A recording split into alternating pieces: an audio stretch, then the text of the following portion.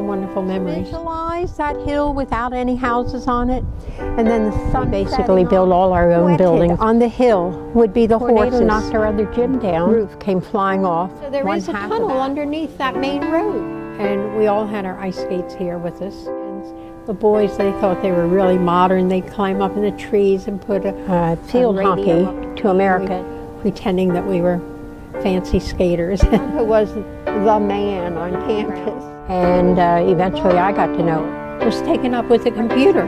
The computer was huge. When I was here, you couldn't see houses. So wonderful memories of Sanford.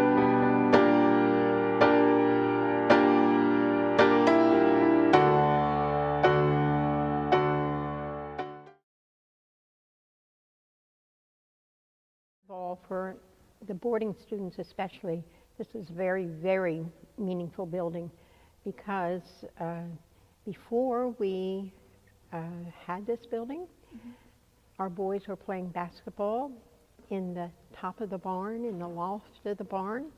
And of course we didn't have any home games. All our games were played away.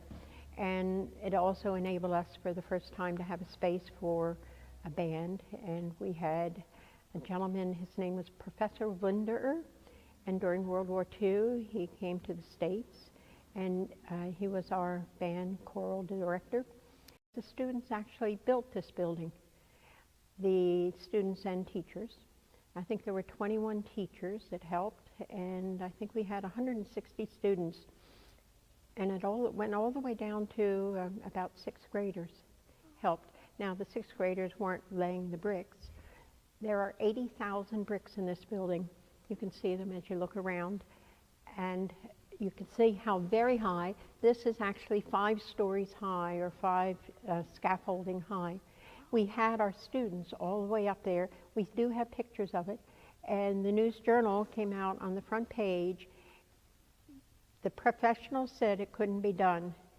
Sanford students proved them wrong. 80,000 bricks laid by the students. The students and the faculty did everything in this building excepting the plumbing and the electricity, which of course included the heating, but that was done by professionals. The other thing is when the tornado came in 1989, we had another gym that was about 200 yards from here. It's kind of like the southwest of this building, and it came down, crashed down in the storm, the tornado, and this building stood strong. It was named for Ashton T. Giepel.